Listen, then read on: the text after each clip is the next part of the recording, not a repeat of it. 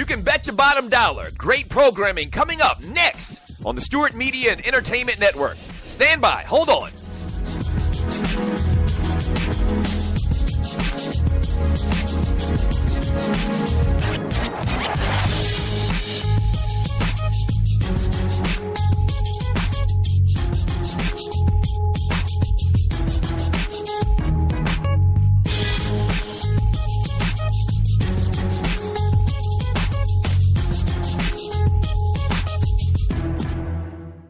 Talk at its finest, coming up next on the Stewart Media and Entertainment Network.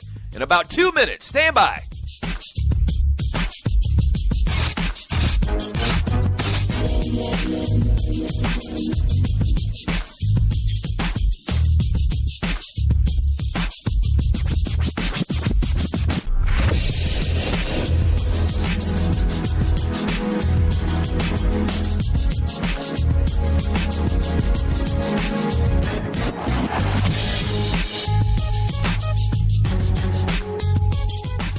We know what guys are talking about. Stand by. A great show coming up next on the Stewart Media and Entertainment Network. In about 30 seconds. Stand by. Don't go away. Stop.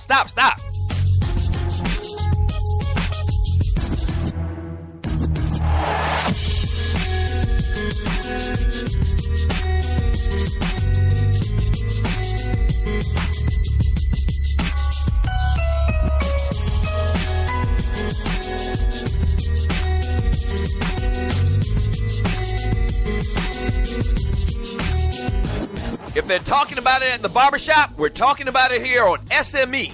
Great show coming up in about 30 seconds. Don't go away. Stand by.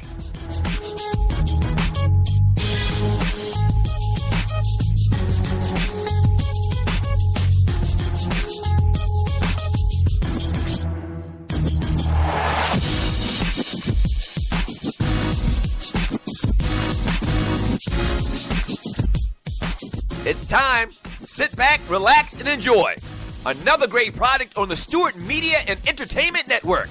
Yeah!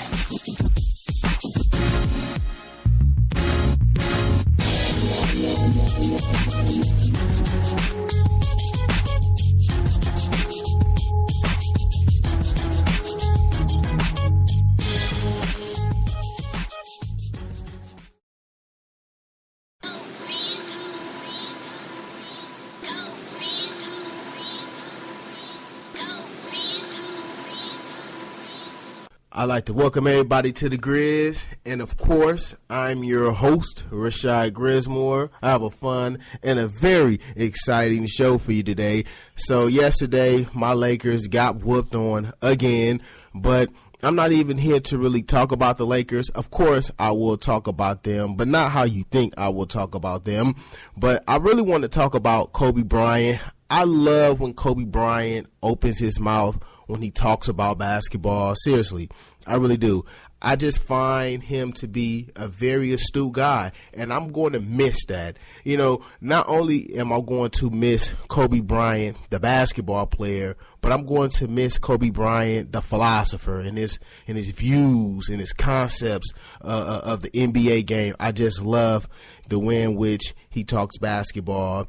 And, of course, I got to talk RG3. You know, just when I really wanted to just root for the guy, like, yeah, RG3, let's do this, he sits there and he shows me, yeah, I'm not going to root for that guy. I just can't do it.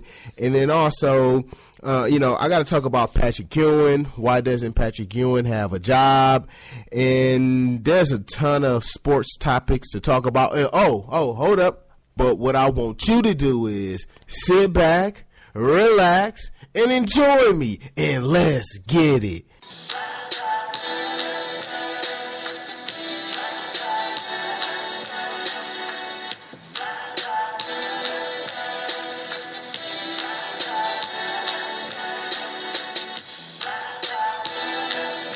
Thank you, everyone out there, for tuning in to me, the Grizz. However it is that you are tuning in. So, yes, this is Doug Stewart in Entertainment. You know, what I really want you guys out there to do is really support Doug Stewart. Like, seriously, I really want you to support this man.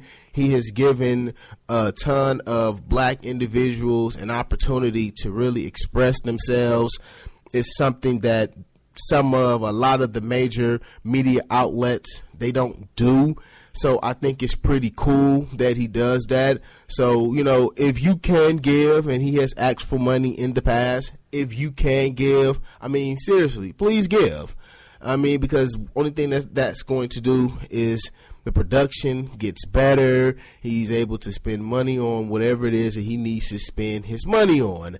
And I'm talking about the show. He's not going to embezzle any of the money. I know him on not a personal tip, but more on a intellectual tip. Not so much an intellectual tip, just more on a business tip. And he seems like he's a pretty decent dude, like he's a good dude. So I urge you to please do that.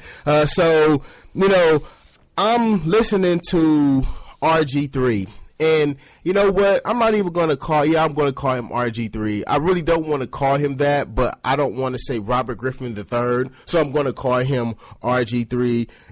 He's a type of guy that you want to root for. Like, you really want to root for him. You really do.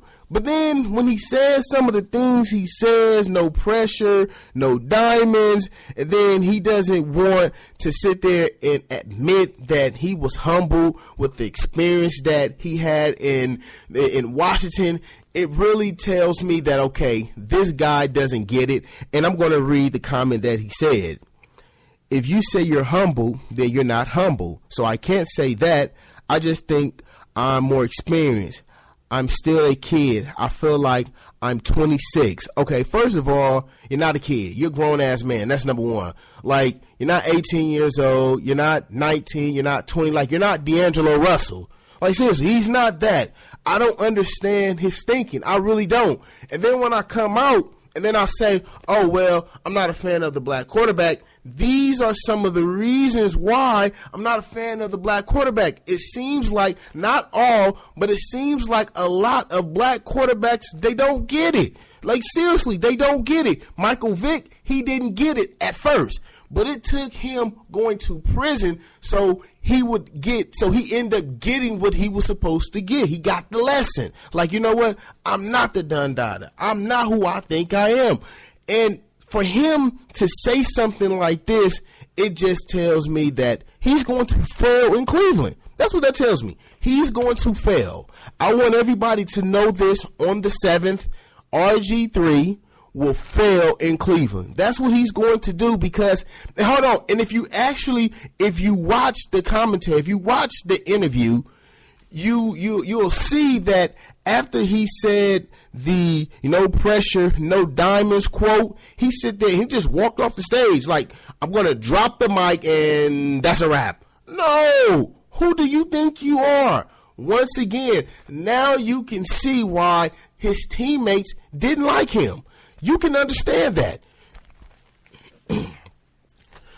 You can understand why his teammates did not like him. Like, I can understand why they didn't like him because of stuff like that. What do you mean that you're not humble? So you think it's cool that you sat on the bench the entire year, that your coach didn't want to have anything to do with you, threw you under the bus, went back and forth, not under the bus, under a tractor trailer, just ran all over you. I don't like you, RG3. Ran backwards, ran forward, ran backwards. I'm going to start a guy who was drafted in the same draft class that you was drafted in. Come on, you trying to tell me you're not humble? So if he can't get humbled by that, then what does that tell me about him? What does that tell me about Robert Griffin III? He will never get it. You know who he reminds me of? And this is a movie that I love. It's Mr. 3000 by the late, great Bernie Mac. Man, you know what? I miss that guy. Seriously. Out of all of the celebrity deaths that has occurred within the past 5 to 10 years, that death right there, I still haven't gotten over Bernie Mac's death. Like, seriously, I haven't. just say that what happened in Washington his rookie season, let's just say, hypothetically speaking, the same thing happens with Cleveland. I can see him doing the same thing over again. Why? That's in his DNA. He can't help himself. So if I'm Cleveland, I have to help this young fool. I gotta help him. I got to help him.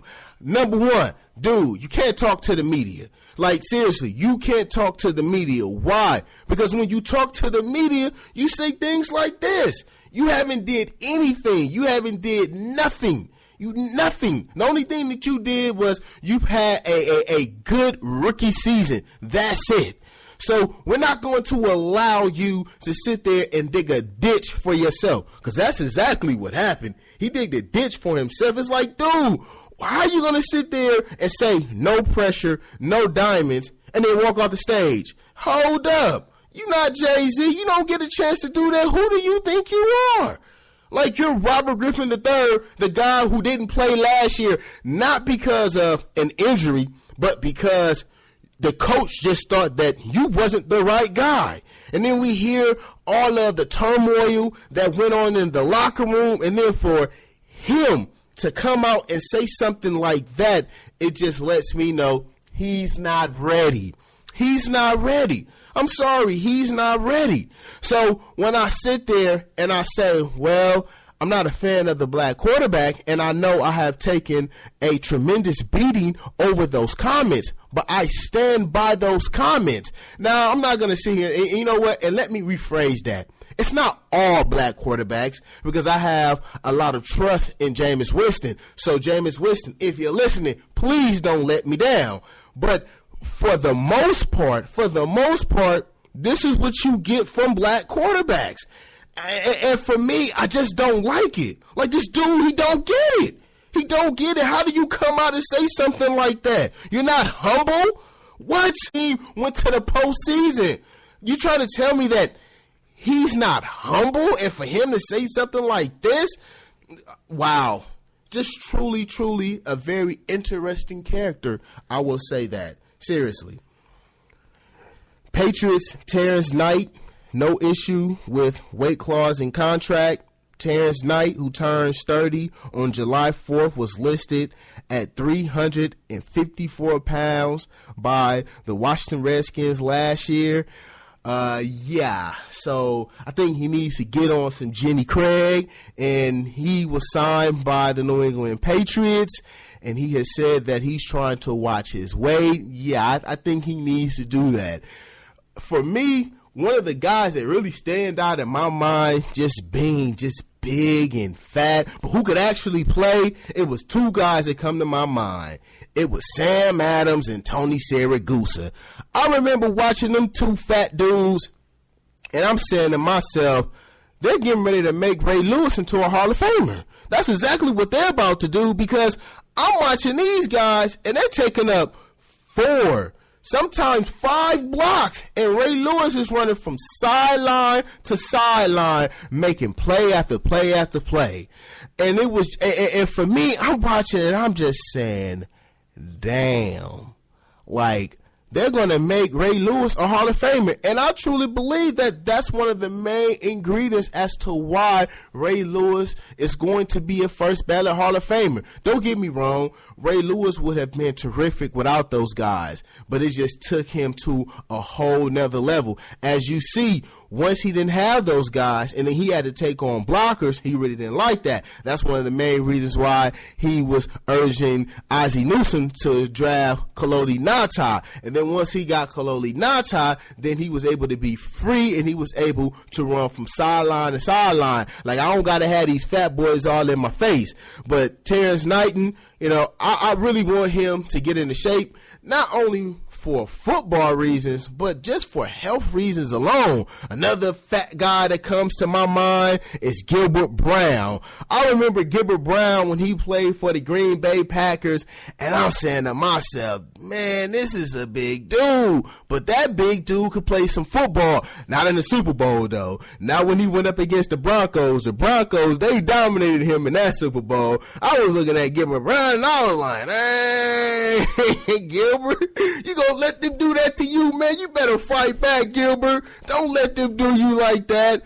But, I think, I hope that he gets into shape. And if he can, regain or not regain, if he can play how he played his last season when he was with the Broncos, I think he'll be a great addition to the Patriots. Now, coming up on the Grizz, fans out there, I'm going to need these overzealous fans to kind of tone it down just a bit. Like, seriously, I need the overzealous fans to really calm down. And what am I talking about? You got to stay put here on the Grizz. I was just hoping you call. I was just hoping you call to say that you don't have nothing at all. I was just hoping you call. They try and try but can't top ya. They come close but they fall.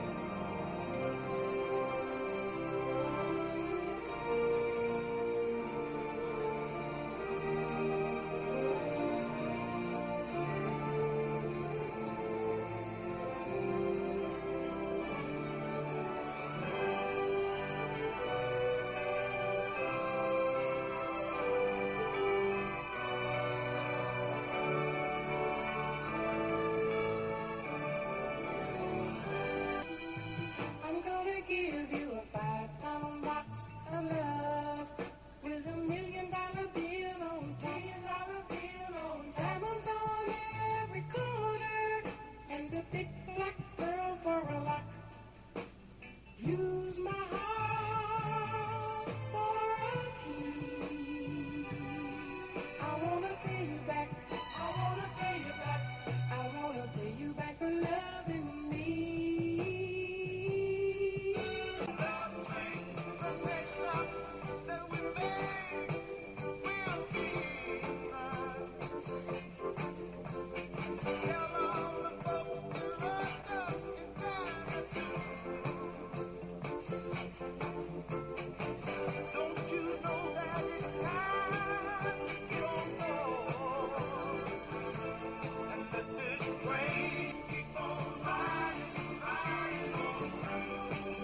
We're back, and this is the Grizz. I thank you for truly listening to me, however it is you're tuning in, whether it's your laptop, your desktop, here on, you're listening to me on the Stewart Media Entertainment. So thank you for listening to me.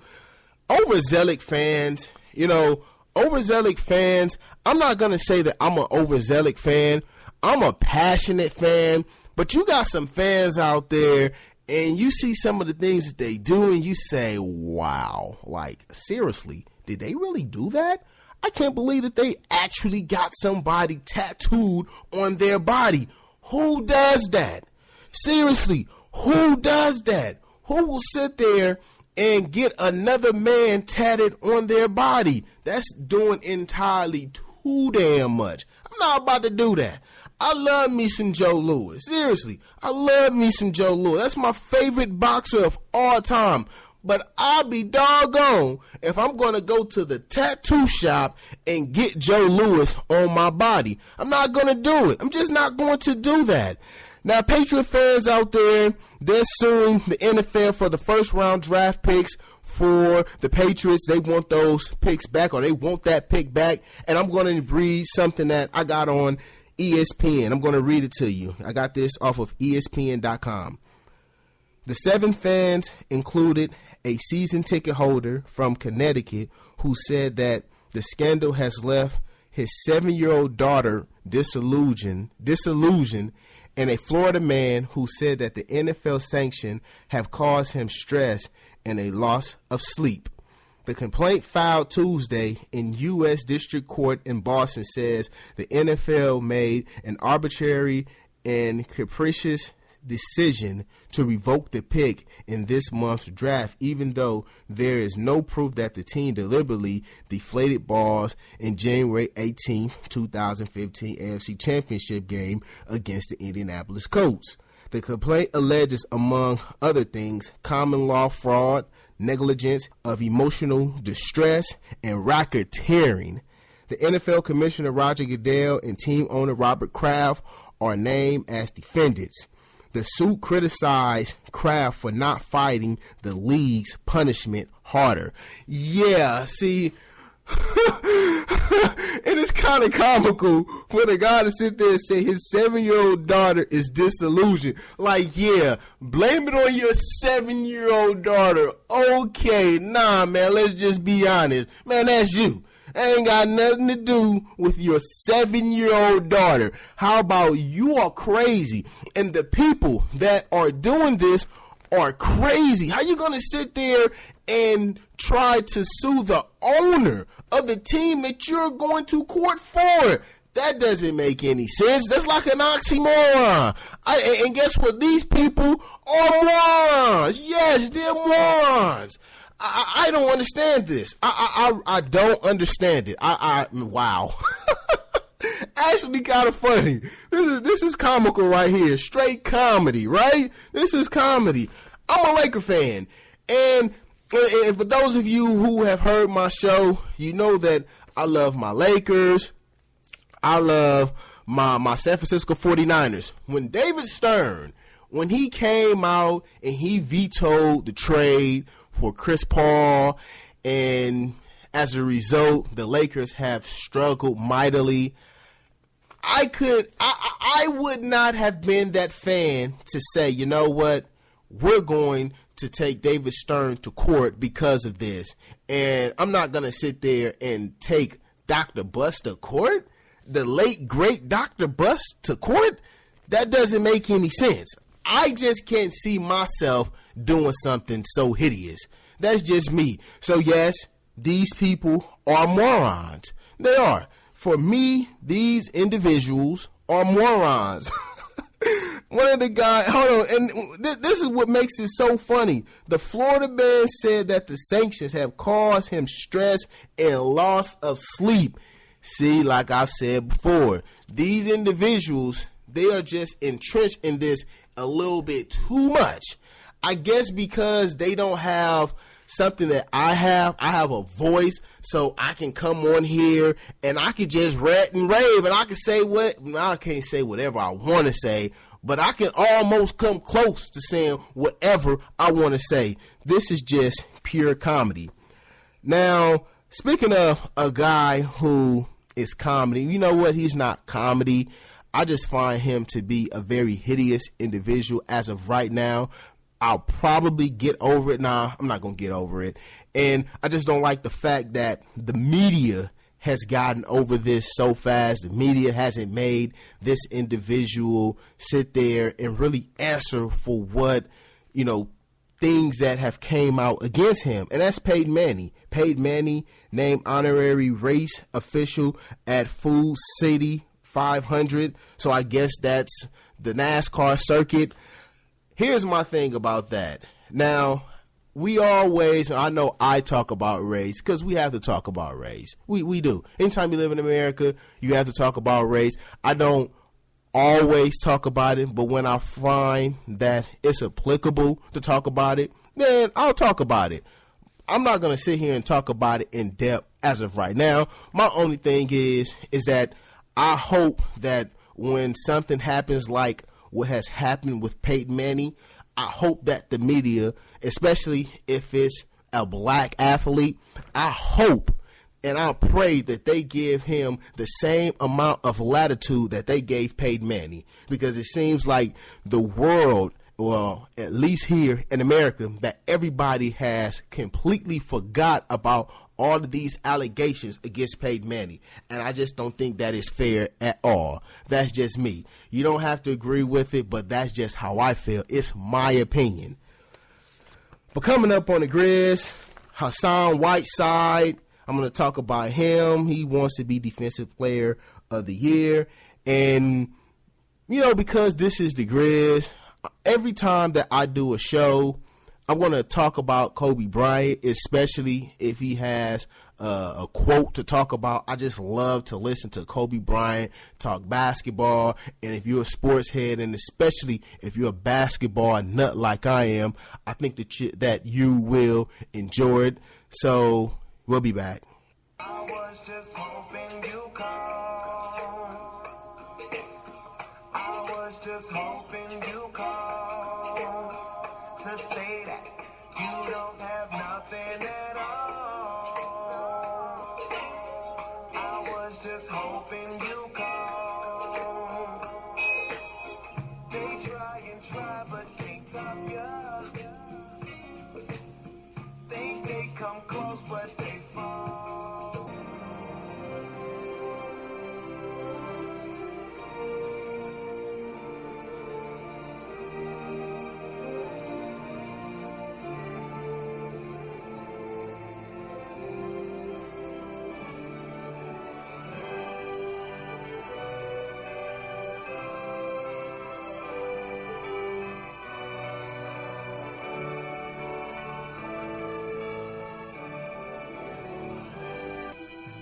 I'm gonna give you a 5-pound box of love with $1 million bill on diamonds on every corner and a big black pearl for a lock. Use my heart for a key. I wanna pay you back. I wanna pay you back.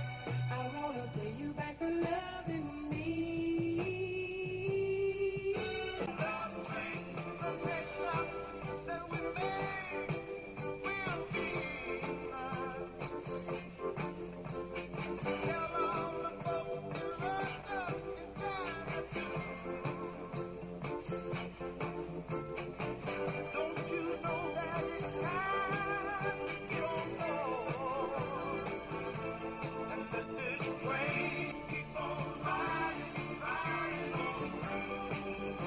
Carmelo Anthony would like to have some input on the Knicks' up-and-coming personal decisions, including the club's next heading coaching hire.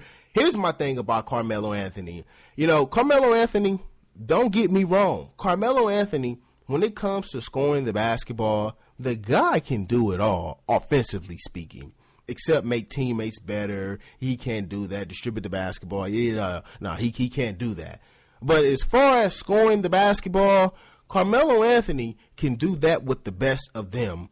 That's about all that Carmelo Anthony can do. So for him to sit there and say that he wants some kind of input as the next coaching hire of the Knicks, if I'm Phil Jackson, I tell him, you know what I need for you to do?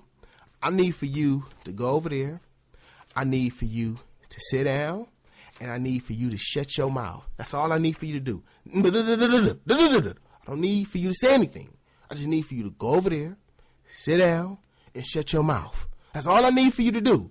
Who do you think you are? Like, you're Carmelo Anthony. And for me, that really doesn't mean anything. Why? I'm Phil Jackson. So I've coached Michael Jordan. I've coached Shaquille O'Neal. I've coached Kobe Bean Bryant. Who are you? Who are you to sit there and say anything? You're Carmelo Anthony. You're a guy, the only thing that you want to do is sit there and score the basketball. You don't want to do anything else. You don't want to play defense. You don't want to make guys better. Who do you think you are? Have you ever sat there and really watch Carmelo Anthony play basketball? He sits there on the wing, the mid post, and he jabs, shoots the ball, or jab, go by you, or dunk the ball, or jab, put the ball on the floor, pull up, jump shot. That's pretty much his game. Or if you're somewhere in transition, early transition, he'll sit there and then he'll pull up for a 3-point shot. That's about it. That's Carmelo Anthony. I mean, it's like, wow. Like, that's all he does. His game is pretty much easy to simplify. And for him to say something like this, it's like, no, dude, I need for you to be quiet. No rebounding, no assists, just scoring. That's it. I don't need for Carmelo Anthony to sit there and talk about stuff like this. If Kobe had no input as to who the Lakers were going to hire as a coach, then Carmelo Anthony, for doggone show, doesn't deserve that opportunity either. He doesn't. I'm sorry. Now, speaking of coaching, now Phil Jackson, he's behind Kurt Rambis getting the head coaching job for the Knicks. Here's my thing about Phil Jackson and Kurt Rambis. Number one, Phil Jackson does not know what he's doing. I don't care what nobody say. I'm not a fan of Phil Jackson when it comes to player personnel. I can just think of the fact that he like Luke Walton. Like he actually, excuse me, had a loogie, had a loogie in my throat. He actually thought that Luke Walton was good. He actually thought that. He actually thought that Luke Walton had skills. Luke Walton on the basketball floor was a straight bum. Yes, he was a bum. Yes, he has 2 NBA championships. Here's the thing. He can't go and he can't tell his children when they get older or his grandchildren, like, I did this, I did that. He could do it, but that means that he would be lying. So, it's like, when you stick behind something like that, it's like, nah. Oh, hold up. And remember, he wanted to trade Kobe for Jason Kidd. Don't think that I forgot about that. That's what he wanted to do. And if not for the logo telling, and I know the logo, when he came and said that, you know, logo said no. I know the logo in the back of his mind, he was like, you don't get your bow-legged self up out of here, man. What's wrong with him? What's wrong with this dude? You want to get rid of Kobe for Jason Kidd? Don't get me wrong. Jason Kidd at the time was a hell of a guard, a Hall of Famer. I'm not here to discredit anything that Jason Kidd has ever done. I'm not here to do that. But you want to sit there and you want to trade Kobe. Don't get me wrong. I know he's abrasive. I get all that. I know that, you know, he can sometimes make you want to pull out all your hair. I get that. I get it. But to sit there and want to trade that guy for that guy, it's like, come on now. Now, if you're telling me you want to trade him, say, for somebody like Tracy McGrady, I'll probably still say no, but then I'll be like, yeah, T-Mac could go. T-Mac had game. I know people sit there and they want to ridicule him for what he did or didn't do in the postseason, but T-Mac could ball. And if not for injuries, T-Mac would have been a hell of a basketball player. But just the fact that he even said that is like, okay, Phil Jackson, yeah, I'm going to need for you to sit down and shut up. The same thing that I said Phil should have said to Carmelo Anthony, that should have been the same exact thing that the logo said to Phil Jackson. You don't know nothing about player personnel. You do what you do. I'm the logo, okay? I'm the logo. I was great at playing basketball, and I was great at evaluating talent. The only thing that you're great in is coaching because you were a bum of a basketball player. Seriously. People, they might get mad at what I just said, but I'm here to tell you I stand by everything that I said. I can't believe he even thought that. And for him to stand behind Kurt Rambis, don't get me wrong, I like Kurt Rambis. He played for my Los Angeles Lakers. So for me, Kurt Rambis is going to always be cool. He's going to always be cool to me. I'm going to always be cool with Kurt Rambis. But as a coach, I can only go off of what happened the last time I saw him be like a full-time coach, and that was in Minnesota. And I can remember that there was some kind of division between he and Kevin Love. And I'm saying, how you gonna be for Kevin Love? Like, the dude is the best player on the team. Like, what you doing? And then one of the main reasons why Phil want him to be the head coach is this dang gonna triangle offense. It's like, dude, triangle offense, it sucks without Shaq. It sucks without Kobe. It sucks without Michael Jordan. So get over it. The triangle offense is really for intelligent basketball players because you're basically reading off of what the defense is trying to do. So if you don't have smart basketball players, then you're going to struggle. Seriously, you're going to struggle. That's why people like Meta World Peace, he didn't fit good in the triangle offense. Why? Because he's not a smart basketball player. I'm going to be honest with you. He wasn't. You need smart basketball players. That's why when Pau Gasol, when he was installed into the triangle offense, that's why he balled. That's why people was like, well, how did you pick it up? He was like, dude, it's easy. It's easy. It's not hard. That's why a bum of a basketball player like Luke Walton picked up the offense so quickly. And then you got guys like Shannon Brown. You're looking out there in the basketball court. You're like, dude, you've been with the team for 2 years. You don't even know what you're doing. Why are you out on the basketball floor like you're a chicken with your head chopped off? Dude, go sit down. Yeah, you need to come get some bench. That's what he used to do. So it's like, get out of this. Stop basing everything on the triangle offense. There are stupid NBA players. I'm here to tell you. We saw that when we saw Ocho Cinco play with who was that? The Patriots. And you hear reports saying that he wasn't a very smart football player, that when he was with Cincinnati, he pretty much did what he wanted to do. But then when he was in a structured environment, it's like, okay, what do I do? What do I do? No, you're dumb. You're a dumb NFL player. And, I don't understand Phil Jackson. I don't. I really don't. Wow. Seriously.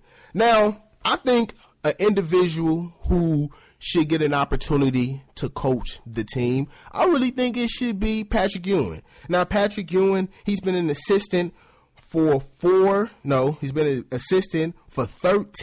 seasons. So I think that means he has paid his dues, and I truly feel that Patrick Ewing should get an opportunity to coach an NBA team. Why shouldn't he not? Kevin McHale, he got an opportunity. I just finished talking about the logo. He got an opportunity. Why can't Patrick Ewing get an opportunity to be a head coach in the NBA? He's paid his dues. He's been an assistant for 4 teams for 13 seasons. You're trying to tell me that, hold up. And on top of that, he was a hell of a basketball player. It's not his fault that he couldn't beat Michael Jordan or Hakeem Olajuwon. It's not his fault. So why can't somebody like Patrick Ewing get an opportunity to coach? I don't understand that. I really don't understand that. He knows the game. He does. I truly believe that he can. And not only, hold on, here's the thing. Here, if he was to coach the New York Knicks, he will give that city an ounce of a boost that the city hasn't had in a very, very long time. Probably since the days that they won those championships in the 70s.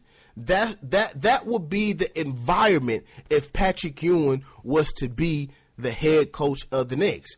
I truly believe that Phil Jackson, give the guy an opportunity. Stop with this triangle offense. Stop with it. Change it up. Hey, you know what? You're the coach. Come in and you run your system. I'm going to sit there and do what I do. Here's the thing about this. You don't see other general managers in any other sport dictate to a coach as to what they want them to do. The only person that did that was Al Davis, the late, great Al Davis. When he would call down on the sideline and he would say something like, okay, I want you to throw the ball deep. No, Al, it's 3rd and 1. So what? Throw the ball deep. No, Al, we got him on the ropes, man. Let's continue to run the football. No, throw the ball downfield. That's who he was. But for the most part, you don't hear things like this. Well, I was a great coach and I had a great system. So now that I'm a general manager, I want you to run the system that I won championships with. No. And now you can understand why Steve Kerr was like, no, I'm not taking that job. What? You want me to run a triangle offense? No, bump that. I'm not running that trash.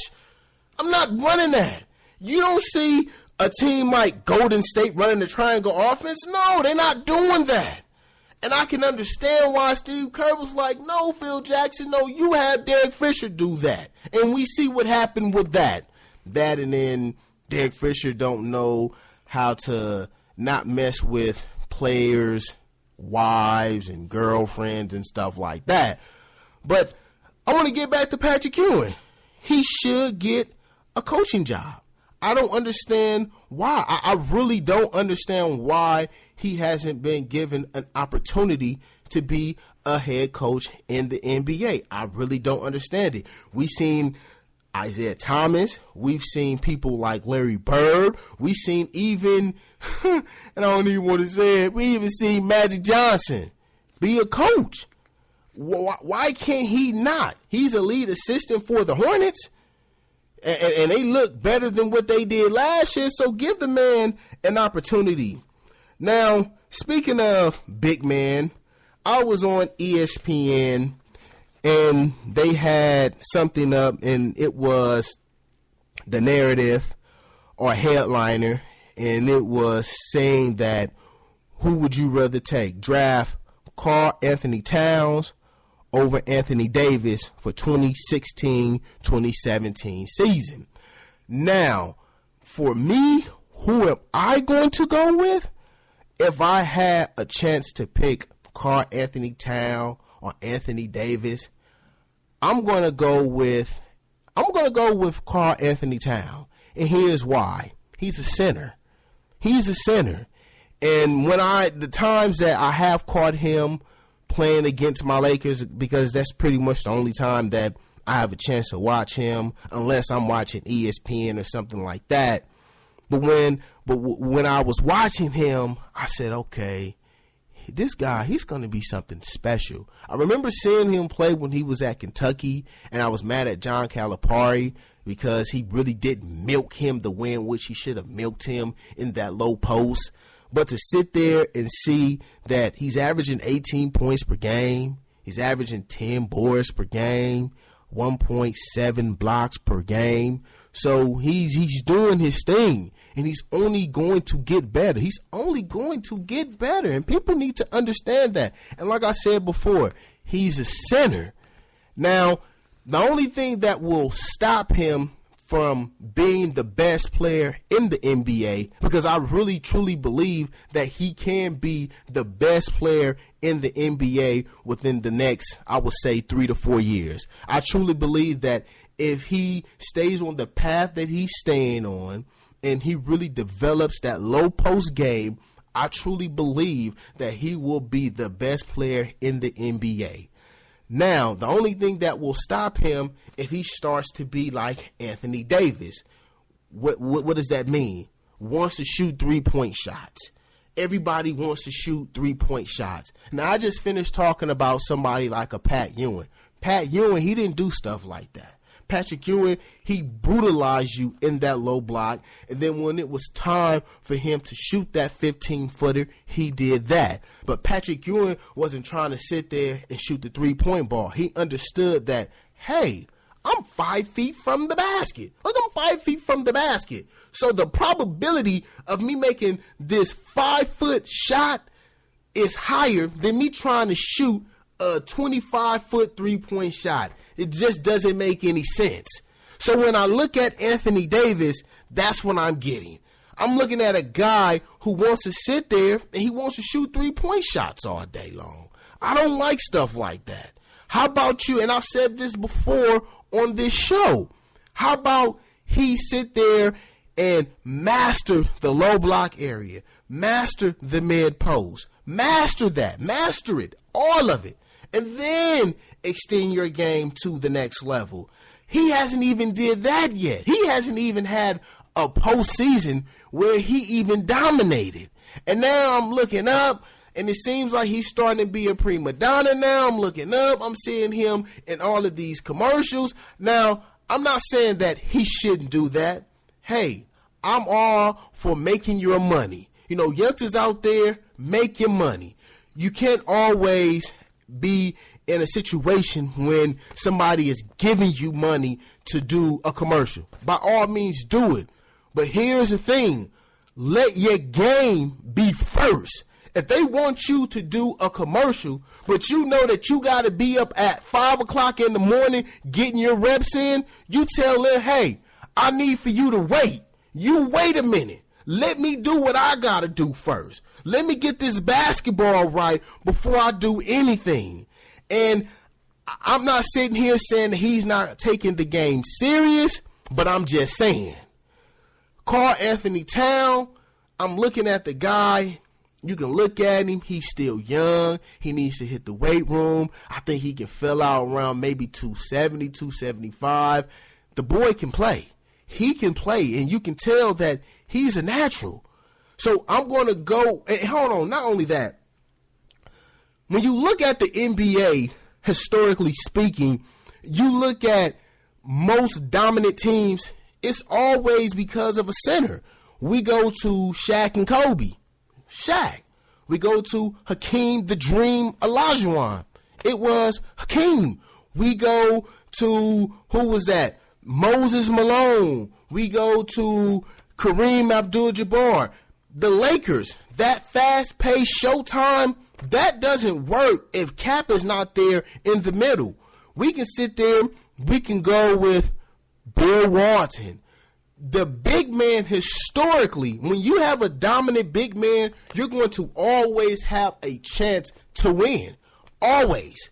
I don't care what guards you have. I don't care unless it's Michael Jordan. Unless it's Mike.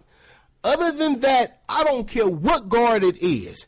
If you got yourself a dominant center year after year after year, you're going to always be in contention to win. Why did the Lakers get swept by the 76ers in the 1983 NBA Finals? The Sixers wind up getting who? Moses Malone. To go against who? Kareem Abdul-Jabbar. Previously, they was getting beat by the Los Angeles Lakers, but they brought that big man over. It was like, okay, Cap, I got somebody for you. That, and then Norm Nixon wind up getting hurt. That's a whole nother story. I'm going to go with the big man. Even though he's young and Karl Anthony Towns, he's a youngster, I'm going to go with him. Now, if you're sitting up there and you telling me that who was it? What is his name? Anthony Davis. If you telling me that Anthony Davis is going to say, you know what, let me really, really dominate this low block area, then I'm still going to go with Karl Anthony Towns. I just think the ceiling is just higher. I just do. And not only that, he has Kevin Garnett, who I know that Kevin Garnett is giving him everything that he has, every trick of the trade. He's schooling him day in, day out, how to be a professional, what to do, what not to do. Things like that is very important to a young player's development. That's just my personal opinion. So, yes, I'm going to go with Karl Anthony Towns over, yes, Anthony Davis. But coming up on the Grizz, who would you rather take? Bill Simmons, Brandon Ingram, and I know I've been talking about this. I got to talk some Kobe Bryant next year on the Grizz. I was just hoping you call. I was just hoping you call to say that you don't have nothing at all. I was just hoping you call.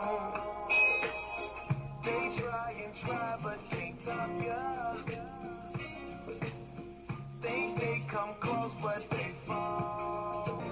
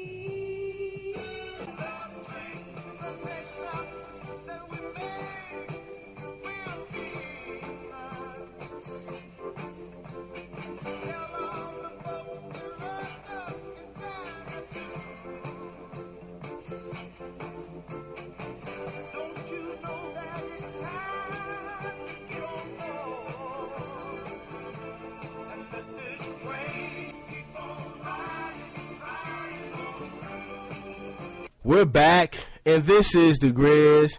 You're listening to me on Doug Stewart's Entertainment. Thank you for listening to me, however it is that you are tuning in. So before I get started, I want to talk about Jerry Sloan for just a second. He's battling Parkinson's disease and dementia. My prayers is out to Jerry Sloan, who was a former coach of the Utah Jazz, and his family. You know, what comes to my mind with somebody like him was the fact that he just couldn't beat Michael Jordan. And if not for Michael Jordan, he would have had himself 2 championship rings. He was a hell of a coach. It's just that when you go up against Michael Jordan, you just can't win. And he just came up at the wrong time. That's all that happened. Now, before the break, I said Brandon or Bill Ingram. His name is Brandon Ingram out of Duke, and Bill Simmons. I was on ESPN.com, and then they had the mock draft, and they were talking about Bill Simmons, and they were saying that, you know, they feel that he has been unfairly criticized because of late game blunders. And my whole thing is he's like, now he's a professional. Like, he's getting ready to get drafted into the NBA. So, yes, we should be hard on him. If you telling me that this youngster is the next it, he doesn't need to come up infinitesimal. I'm here to tell you that he should not do that. So, yes, we should magnify everything that he does. And like I said before, I've never seen him play live. Never. But I've seen a ton of highlights. And I've said this before, the guy can't shoot. He can't shoot the basketball. At the end of the day, I need for you to shoot the basketball. Now, I remember watching him play. There was a series that came on ESPN, and he was in college. I seen this light-skinned guy, and they were saying that he was the best player in the nation. And if my memory serves me correct, he was going up against Oak Hill Academy. Now, Oak Hill Academy, Carmelo Anthony went there. Players like Jerry Stackhouse went to this school. And I seen him go out there and dominate that school. So when I saw that, I said, okay, this guy is legit, because of the players that I just named went to that school, and a slew of other NBA players went to this school. So when I saw him at LSU, I was like, oh, I know who that guy is. That's a guy that I've seen on ESPN when he was in high school. But then I started to really, you know, when I was watching the film on him on YouTube, I'm like, okay, what does he do? Like, he can't shoot the basketball. And then I'm hearing that he's not performing the way in which he's supposed to be performing in pressure situations. It's like, dude, if you can't sit there and handle the pressure of college, then what makes me think that you can go to the next level and do it? It doesn't work like that. He needs to start from point A. That's what I keep on saying about these youngsters trying to come into the NBA. They're ruining the NBA product. Seriously, they're ruining it. Seriously, they are, because they're not ready to come and play a man's game. The NBA is nothing nice. You got to know what you're doing. Now, there's a player out there, and I don't even think he's ready, but from what I've seen, I will take him over Bill Simmons, and that's Brandon Ingram out of Duke. Now, my only reservation about that is that I'm not too keen on Duke players. I've seen a lot of Duke players come and go from the NBA, and for me, they have I'm not going to say all. I would say about 95% of them were straight bums. That's including Christian Laettner, Bobby Hurley, William Avery, Trajan Langdon. All of them guys was bums. Now, you got a few guys who had somewhat semi-success. People like Corey Maggette, Elton Brand, people like that. You know, you got Kyrie Irving, but we see what's going on with him and LeBron James. Really doesn't make him look too good. I'm just not so keen on Duke players. That's just me. I'm just not. Now, if you're telling me that he was this type of player and he was coming out of the University of North Carolina or UCLA, then I'll be like, okay, sign him up. Because historically speaking, when we see guys like this come from those types of programs, 9 times out of 10, those guys go on and they dominate. We've seen the Michael Jordans. We've seen the Lou Alcindors, the Bill Waltons. We've seen the James Worthies, the Rasheed Wallaces, the Russell Westbrooks. The list goes on and on. The Baron Davises. We've seen these guys go to the NBA and have great careers. Duke, come on now. Grant Hill, that's it. And then you can't really even say Grant Hill because of the injuries. I just really want to see a Duke player go into the NBA and just dominate, because it really doesn't look good on Mike Krzyzewski that he really can't get top-notch talent to really dominate at the next level. It's like, yeah, you're good for the college game, but yeah, you see what I'm saying? One thing that I loved about when Miami, when they was at its peak during the 80s, a lot of those guys went to the NFL, and those guys, they dominated. That's what they did. No matter what coach was in place, those guys went to that school, and they went to the next level, and they put in work. Same thing for USC, not under the Pete Carroll era, because a lot of those guys were straight bums. They didn't do too much of nothing. I'm talking about before then. If you don't know, now you know. Here's a fact for you. What college NFL team has the most Hall of Famers in the NFL? What college team? Yes. Dun, dun, dun, dun, dun, dun, dun, dun, dun, dun, dun, dun, USC. So when I look at Duke and I look at Mike Krzyzewski, it's like, I don't know. I like what I saw. I saw a lot of athleticism. I'm looking at the guy and I'm saying he reminds me of Kevin Durant. He reminds me of Tracy McGrady. Now, if he can have that type of talent, then he's going to be a hell of a basketball player. I'm looking at him and I'm saying, okay, he can shoot better than Ben Simmons. So that right there in itself, the fact that he can shoot better than Bill Simmons, I'm like, ding, you already got one up. I'm looking at their handles. They both have nice handles. I just like the fact that the kid can shoot the basketball. That's what I want, because at the end of the day, guys have to be able to make jump shots in the NBA.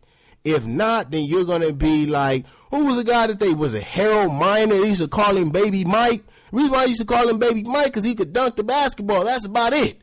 They couldn't call him nothing else. And I just think that was totally disrespectful to Michael Jordan to even call him. That dude can't even play basketball. He can't even shoot. He don't got no games. Yeah, okay, he can dunk. And so what? What does that mean?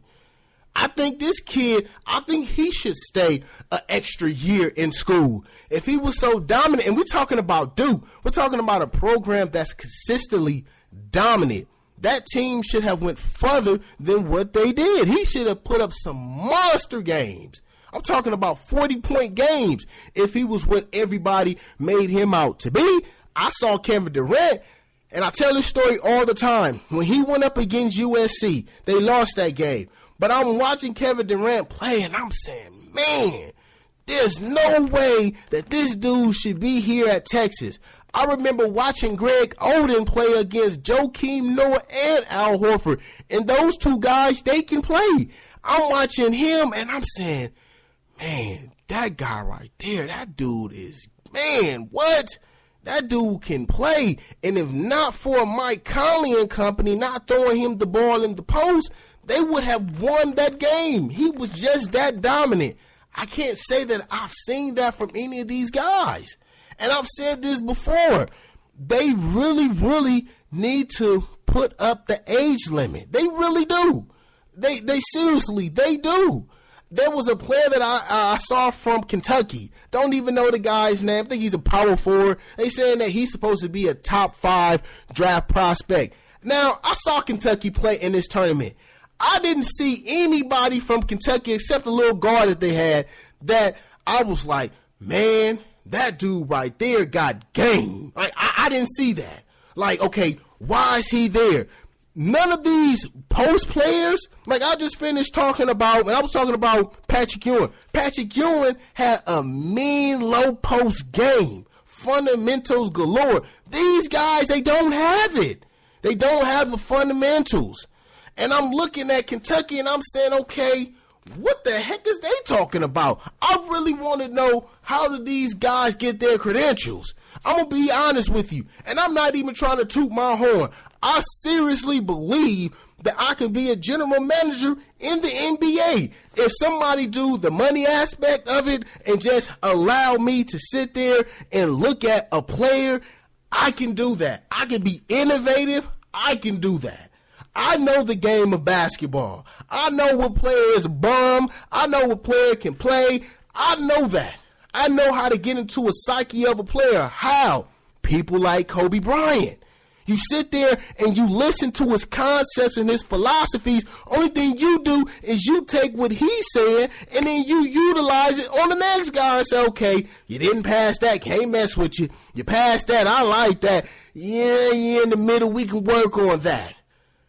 I don't understand where these general managers, or not these general managers, but these quote-unquote draft experts, I don't know where they're coming from. I really don't. And if you know some, please come tell them to talk to me. We can do this on Stewart Media. I have no problem in asking them, what are you saying when you sit there and say that Andrew Wiggins is the next LeBron James? Remember they were saying that? It's like, what? What? How you gonna sit there and say that? People like LeBron James don't come around every day. They don't come around all willy-nilly. No, man. That kind of guy right there is a once-in-a-generation type player. We would never see another LeBron James. Just like we'll never see another Michael Jordan. That's like we'll never see another Kobe Bryant. Even though Kobe Bryant is closer to Mike, but here's the thing that separated the two. The winning. The sheer athletic ability of Michael Jordan. We will never ever see something like that. That dude, what? Like when you sit there and you look at Michael Jordan's stats, it will blow your mind. You'll be like, what? Was they playing any defense? Nah, they was playing some defense. That guy was just something different. You just don't see it. Like in boxing, Muhammad Ali, greatest fighter ever. He fought in the 70s. We still haven't been able to find a fighter that's 6'3", 215 pounds who can bounce on their feet all day, float like a butterfly, sting like a bee. We still haven't saw that. We saw bits and pieces of Larry Holmes in his earlier career who can do that. But for the most part, we haven't found anybody who can do that. You sit there and you watch boxing now. You look. It seems like you're looking at football players who are trying to box. That's what you're seeing. You're seeing these big buff guys who really don't have any athleticism. You think that we're going to see another Muhammad Ali? Stop it. You can't even get a guy like Floyd Mayweather to bounce on his feet like Muhammad Ali. Guys like them are once in a generation type players. So for these draft experts, quote unquote, to sit there and say, oh, this guy reminds me of LeBron James, stop it. You're being disrespectful to LeBron James. Bill Simmons, hold on, here's the thing. You probably can make the comparison a little bit because LeBron James, he can't shoot the basketball either. But here's the thing. If LeBron, if he gets hot, I feel sorry for you. You better get down on your knees. And you better pray to God, because that's the only thing that's going to stop you. Because once that boy get going, it's a wrap. Whew. I feel good. I do. I feel good today. Thank y'all for listening to me. I know I wasn't on. I was out. I was a little, I'm not going to say sick, but my body was hurting. So that's one of the main reasons why, that was the reason why I didn't do a show. Now, when I come back, I'm going to let you hear this Kobe Bryant clip. I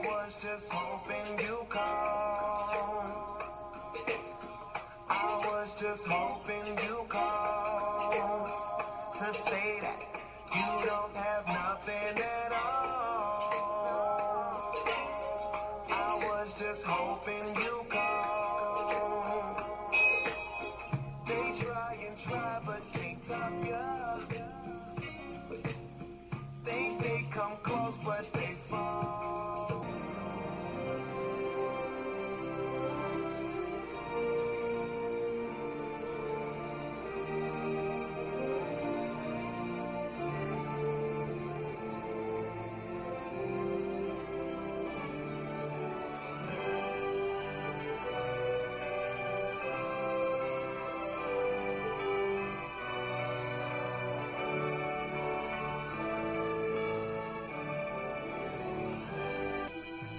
I'm gonna give you a 5-pound box of love with $1 million bill on top.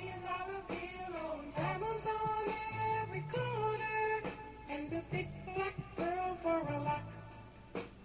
Use my heart for a key. I wanna pay you back. I wanna pay you back. I wanna pay you back for loving me.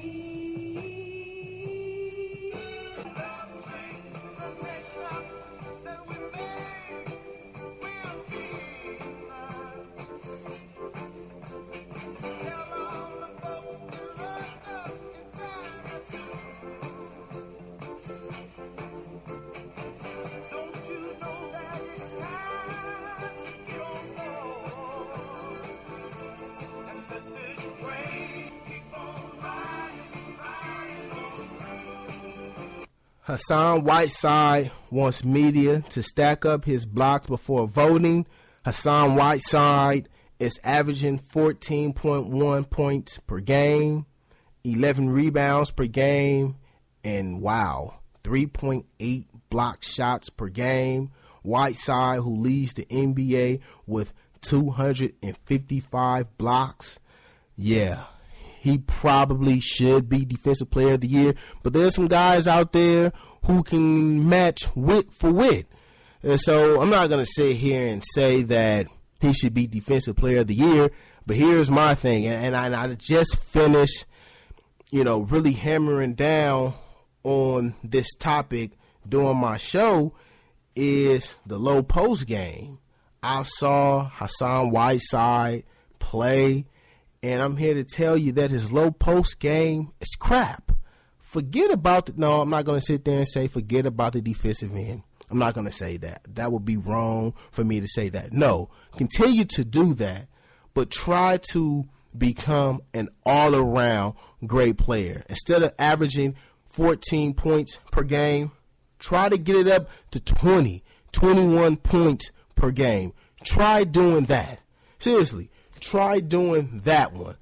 Now, I want to talk about Kobe Bryant. Now, Kobe, one thing that I like about Kobe Bryant is that when I hear him speak basketball, I just listen. There's only a few amount of guys that when they talk, I sincerely listen. And he's one of them. He and the logo. And not because, you're just saying that because, they're Lakers. No, that's not the case. Because when Magic Johnson talk, I don't always listen to what Magic Johnson has to say. Sometimes Magic Johnson talk and I'll be like, that's just Magic being Magic. But when those two guys, when they speak, I listen. Now, this is what Kobe Bryant has to say about the Lakers and losing. This is what he has to say. Championship, we're in the same boat we're in. In that conversation, you probably know all this, but it's a new team record for losses tonight, third straight year. To what degree does it frustrate you that you're leaving the franchise at kind of that all-time low and you won't be here for whatever comes next?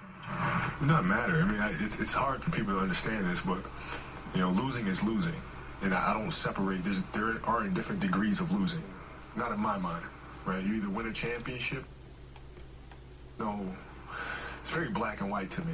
So whether you set a franchise record of losses or you get to the playoffs and lose in the Western Conference Finals, those are the same damn thing to me. And a lot of people probably don't understand that, don't get that, and that's fine. But for me, they're all the same. So you either win a championship or you're in the same boat we're in. In a conversation with Chris. That's why I listen to Kobe Bryant. That's why I listen to him. His insight into the game is far more superior than everyone else. Now you can understand why he is who he is. You can understand that now. And if I'm talking a little bit too loud, I have to cut the volume down. So please forgive me for that. But that's why Kobe Bryant is who he is, because of things like that. He's pretty much telling you, yes, we suck as a team. Yes, we're not doing good. But at the end of the day, Russell Westbrook and company, Chris Paul and company, you guys are going to be on the same boat as me if you don't win the championship. That's what separates people like Kobe Bryant from people like anybody else. That's what separates guys like Michael Jordan, Kobe Bryant, Tom Brady, Joe Montana. That's what separates those guys, because they understand that that's what makes those guys great. Every season, we're trying to win a championship. So if we don't win, then that means that we failed as a team. We failed. We don't come to just be okay. Like, yeah, we okay. Yeah, we're getting paid. No, we're getting paid. Yeah, we got to get paid. If we don't get paid, then we're not going to show up. So that's a must. That's a guarantee. We're going to get the money. But while we getting this money, how about we sit here and we win? And so if you don't understand, if you never play sports, it's not even about playing sports. Some people in sports don't understand this, that every year it's about winning championships. That's what it's about. And I've said this quote before, I think, on this show, and I've heard other people use it. But for me, it's the greatest quote when it talks about winning. And it's Vince Lombardi. Winning is not everything. It's the only thing. Let me rephrase that. Let me re-say it again. Not rephrase. Let me restate it. Winning is not everything. It's the only thing. Pretty much saying that winning is the only thing that counts. I love Vince Lombardi for that. It just lets you know who and what type of coach he was, to pretty much let his team know every time that we play a game, we're here to win. We're not here to lose. Winning is the only thing. Losing is not tolerated. It's not. That's what makes you great. That's what keeps you being at the top of your game, because you fear losing. You don't want to lose. You don't. You got players out there, they are okay with losing. Like, they love to win, but losing, it really doesn't affect them like that. Kobe Bryant, Michael Jordan, they hate to lose more than they love to win. You have people out there that's the other way around. We hear it all the time in sports where we see a guy and they lose and they just don't care. They just don't care. Now, I will say this about Cam Newton. Even though I was upset with the way in which he conducted himself after the Super Bowl, I understand exactly where he was coming from. Like, dude, I sit there and I had this marvelous, sensational season. And for me to come up that short, it hurts. It's like my mom. My mom, she's a great cook. She can make some bomb soul food. I'm talking about macaroni and cheese and cornbread and collard greens. And what else do she make? She'll make a cake. And, oh, man, there's some fried chicken, some smothered chicken, some pork chops. All the good stuff to give you high blood pressure, high cholesterol, and diabetes. She can make all that.